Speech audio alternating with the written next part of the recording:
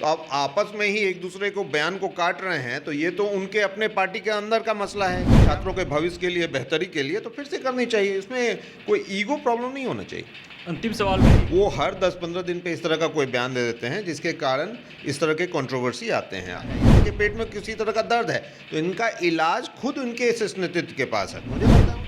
नमस्कार, फर्स्ट बिहार देख रहे हैं आप। मैं हूं आपके साथ विश्वजीत आनंद। एक और अग्निपथ मामले को लेकर देश सहित बिहार प्रदेश धधक रहा है, जल रहा है। वहीं दूसरी ओर बिहार की सियासी गलियारों में भी हलचल काफ़ी तेज हो गई है। बीते दिनों बिहार प्रदेश अध्यक्ष बीजेपी के संजय जायसवाल ने यह बयान दिया कि बिहार में जो दंगे हो रहे हैं, जो फसाद हो रहे हैं, जो छात्र इतना उग्र हो रहे हैं, इसमें बिहार की प्रशासनिक व्यवस्था की मिलीभगत है। एक बहुत बड़ा सवाल था संजय जायसवाल का, और इस सवाल का जवाब देते हुए जदयू के राष्ट्रीय अध्यक्ष ललन सिंह ने कहा कि संजय जायसवाल अपना मानसिक संतुलन खो बैठे हैं और उन्हें अनुभव की भी कमी है।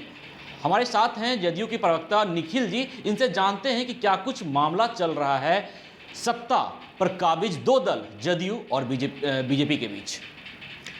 देखिए, पहले तो जो बातों को रखा गया संजय जायसवाल जी के तहत, निश्चित रूप से वो एक पार्टी के प्रदेश अध्यक्ष हैं, तो वो एक के जितने सारे दल में पदाधिकारी हैं या जो कार्यकर्ता हैं उनके नेतृत्व करता है। लेकिन बीजेपी के अगर सरकार में नेतृत्वकर्ता के रूप में आप देखेंगे तो वो डिप्टी सीएम हैं, और डिप्टी सीएम हैं रेणु देवी जी और तारकिशोर जी।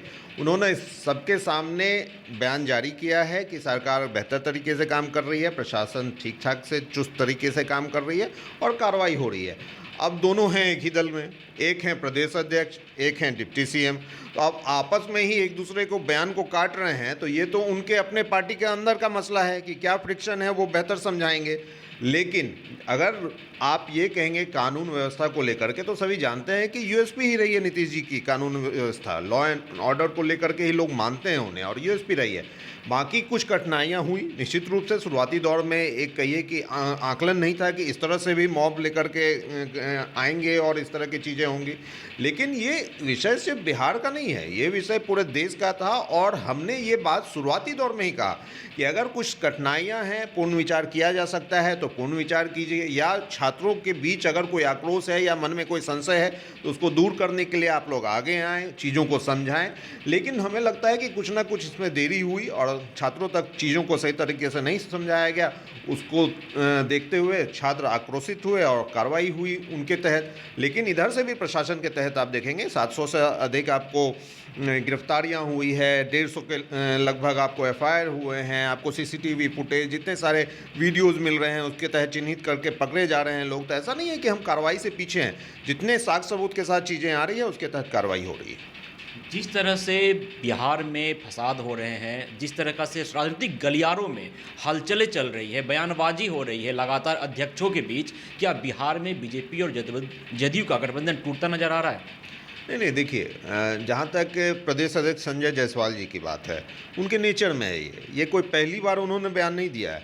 वो हर 10-15 दिन पे इस तरह का कोई बयान दे देते हैं जिसके कारण इस तरह के कंट्रोवर्सी आते हैं।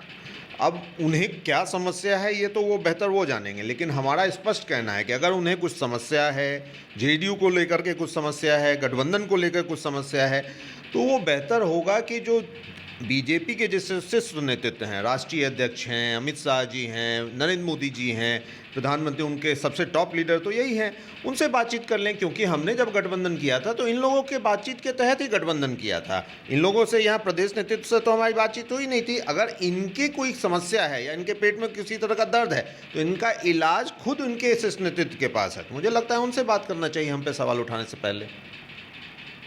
बीजेपी के नेतृत्व के द्वारा अभी तक अग्निपथ मामले पर कोई भी सुनवाई नहीं की जा रही है, अनुशंसा नहीं की जा रही है। उनके कहना है कि इस पे जो हमारी ये योजना है यह सही है। क्या जदयू नेतृत्व भी यही सोचती है या कुछ अलग सोच रही है? नहीं, देखिए, सही है या गलत है यह जेडीयू को तय नहीं करना है।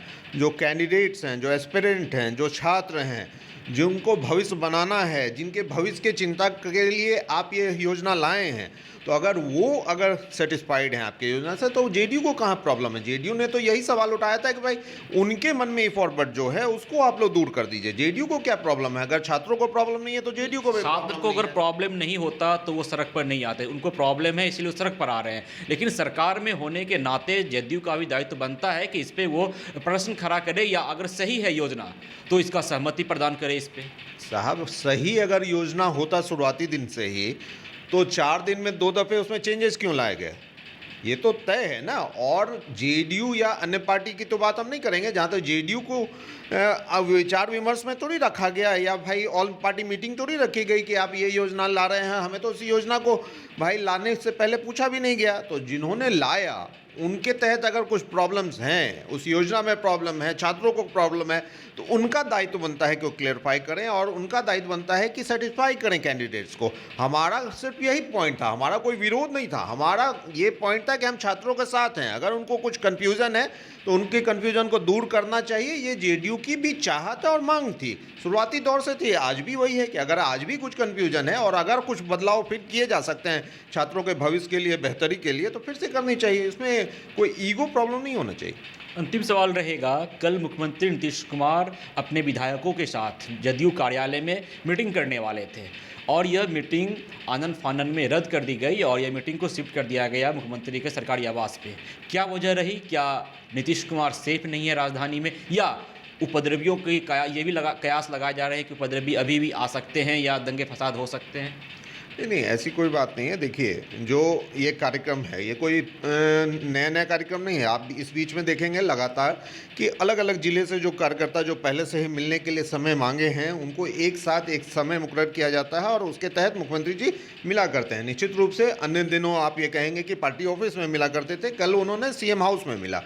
कोरोना को देखते हुए भी कल इंतजाम किए गए थे कि पहले चेक किया जाए, उसके बाद एहतियात के तौर पे फिर जितने सारे जो 47 या 50 के लगभग जो लोग मिले कल, सबका कोरोना टेस्ट हुआ, और उस एहतियात के तौर पे कोरोना को देखते हुए एक ये एहतियात लिया गया कि सीएम हाउस में ही वहाँ कोरोना चेक करने के बाद ही मिले। इसको लेकर के ऐसा नहीं है कि भाई, हाँ निश्चित रूप से अगर जहाँ हंगामा होगा, बंदी होगी, तो कुछ थोड़ी कठिनाई हो सकती है, लेकिन इस प्रोग्राम को लेकर के, शिफ्ट करने को लेकर के ऐसा कुछ नहीं था। वो बस एक एहतियात लिया गया था कोरोना को देखते हुए। हमारे साथ थे निखिल जी, जदयू के प्रवक्ता, जिन्होंने साफ तौर पे कहा कि कल जो नीतीश कुमार की बैठक कार्यालय में रद्द हुई वो किसी खास वजह से नहीं, कोरोना प्रोटोकॉल को देखते हुए रद्द की गई। इन्होंने यह भी साफ तौर पे जाहिर कर दिया है कि संजय जायसवाल ने जो भी बयान दिया है वो मीडिया में रहने के लिए वो बयान देते रहते हैं, आए दिन उनका ऐसा बयान आता रहता है। इन्होंने यह भी साफ कर दिया है कि जो अग्निपथ योजना सरकार के द्वारा लाई गई है वो छात्रों के हित में अगर होती तो छात्र सड़क पर नहीं आते। उन्होंने साफ कर दिया कि यह योजना छात्रों के हित में नहीं है। आप देख रहे थे फर्स्ट बिहार। तमाम अपडेट के लिए जुड़े रहें फर्स्ट बिहार के साथ।